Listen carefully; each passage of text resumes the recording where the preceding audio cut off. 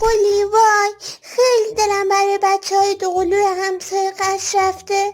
به نظرت چطور دوقلو دار شدن؟ ها؟